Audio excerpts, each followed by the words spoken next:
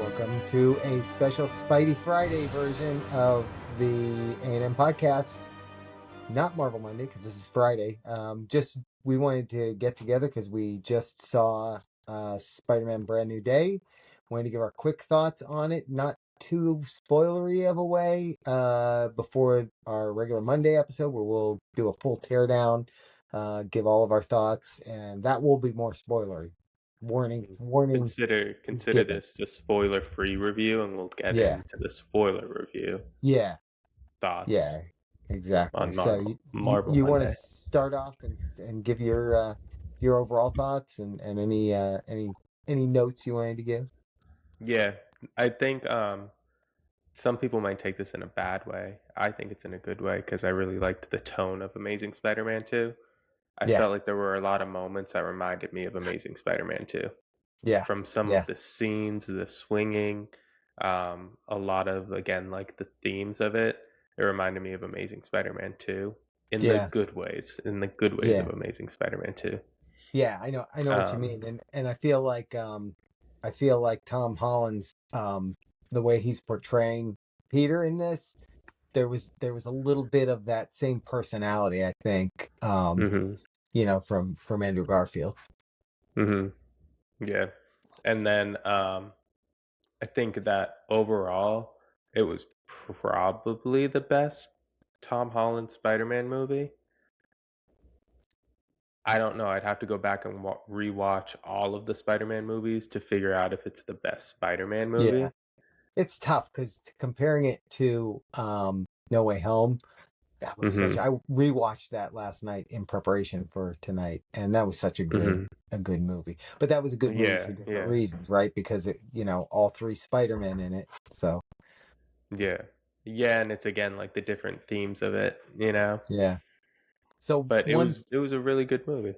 one thing I was saying on the ride home was that it's really interesting to me the kind of the transition of that character of this version of Peter Parker Spider-Man from the beginning in Captain America Civil War where we like first saw him show up till now from that that 15-year-old kid or 14-year-old kid or whatever he was to this like grown man now who's living his life as Spider-Man like that.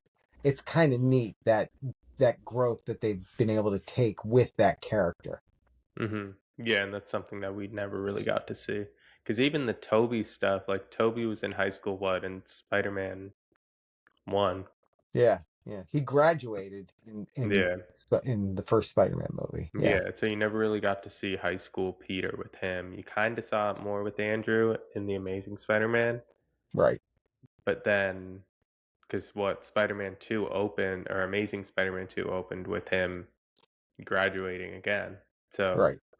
yeah, you never really got to, it was kind of like, all right, yeah, he's a high schooler, now he's an adult. You didn't really Yeah, get to see that progression that, yeah, you're starting to see now. yeah, yeah.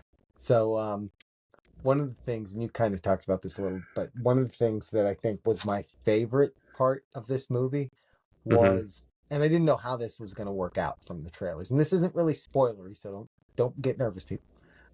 But the relationship between the Punisher, between Frank and Spider-Man in this, Hmm. I thought was so cool. I thought that part of it was so cool that it, they Hmm. kind of, it just, I thought that was a really cool part of the Hmm. way that they did this movie. It was nice getting to see that Punisher, on the big screen and in a movie like that. Because I think it's just such a great character. I think the way John Barenthal plays that character is really good, and Hmm. I really like the way they incorporated him into Hmm. this movie. Yeah, getting to see a, like, I want to say funny because he's not like a comedic relief character, but Right. I guess like a wittier, like more lighthearted Punisher, if that's the word for it. Yeah. Yeah. Yeah. It was Especially. like nice to see rather than like this sort of like R-rated show where it's always like Yeah. dark, you know? Yeah. Yeah. Especially after that last special that was on Disney Plus, the One Last Kill. Mhm. um, that was a really dark version Mhm. of the Punisher too. Like more, I would almost argue more dark than the two seasons of the Netflix series was Mhm. with that Mhm. character. So yeah, yeah, he's still he's like they didn't make him like Yeah, a again, Frank like Castle they light. yeah, and they didn't make him like the comedic relief guy of like, No, let's bring no, in Punisher just to crack some jokes. yeah, yeah, that would have been weird.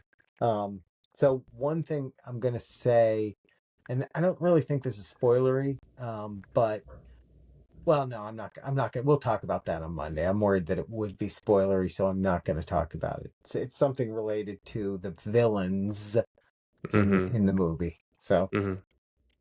I I'll say I think that everybody did a good job in their specific role. Like Tom Holland, the way that he portrayed Peter at this moment in his life was really good. yep, Sadie yep, Sink in her role did a really good job. yep. And then As Mayday Zendaya Parker. Oh and yeah, Zendaya and is it Jacob? Jacob yeah, Batalon? yeah, yeah. Yeah, Ned. Ned. Ned. He's just Ned. they they all did like really well at, and there's somebody else, we'll get into that in the spoiler review, who came back that was kind of unexpected for me. I don't know about Yeah, you. yeah, Um like all of everyone played their roles, I think, in a really like good way that did, like there were moments that I personally started to get like a little bit choked up. yeah. Oh yeah. Who I'd heard. I think it was actually Zendaya that said that it was a tearjerker, and there are parts of it that are a tearjerker. Um, Mhm. the ending, I liked the ending. I liked Mhm. the very end ending. I really liked the way that all played out. Mhm. Um, Are you saying the post credit or just the end no, of the not the post movie? credit scene. Yeah, Okay. I have theories on that we'll talk about on Monday. Mhm. uh, Yeah, on what that the means. the end of the movie I also had some questions about. I liked how it ended, but that's, I was talking to Nicole on the ride home. I don't know how it sort of like ends, Yeah, yeah. The because I ending could does see leave you with it. some questions like, hmm, Yeah. yeah, Yeah. yep, I agree with that. Um, so overall, 1 out of 10 stars. Mhm. Yeah, What do you somewhere give around it? there. But no, I said one I out of thought you 10. were yeah, I thought you were rating it 1 out of 10. No, Um just coming out of it, like between an 8 and a 9 out of 10. That'll yeah, probably yeah, fluctuate. There's yeah, probably like yeah, a little bit of like a high right now coming out of yeah, it, but somewhere between an 8 and a 9 I would say is going to yeah. be where I it ends up falling. I think that's fair. I think it's tough to give anything a 10. I will Mhm. say I liked it more than I thought I was going to based on some of the things that I'd heard or the not even rumors, but the alleged leaks, some things that I'd heard that Mhm. didn't happen in the movie, that I'm Mhm. glad didn't happen. Mhm. So I would rate it higher because of that, because my expectations going in were that certain things might Mhm. happen, and and because those things didn't happen, I actually liked it more. So I would lean stronger towards the 9. You know what drags it down a little bit for me, especially away from a 10, is Nicole had even mentioned this, like there were points where it felt like it was sort of just like going slow.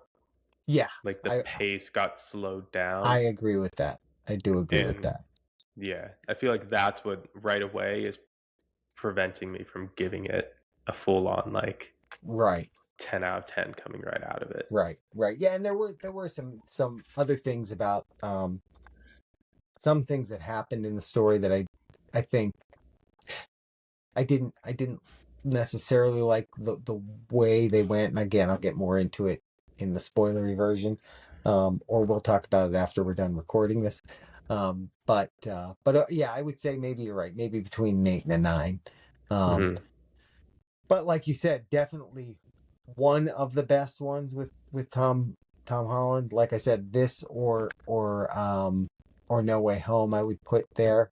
I Mhm. it would depend on if I, watch them back to back. I'd have to do, I guess, like completely back to back to really say Mhm. which one I like better, but definitely worth seeing, definitely one I would see again. Where do you think it ranks in terms of forgetting about No Way Home? Hmm. Um, forgetting about No Way Home. You That get that? that's yeah, Um, that was good. the multiverse saga so far. Where do you put it? It feels like it's not part of the multiverse saga, I guess. Now Mhm. see, I shouldn't have said that because that's kind of spoiler. But these movies always feel kind of like they're in their own thing. Mhm.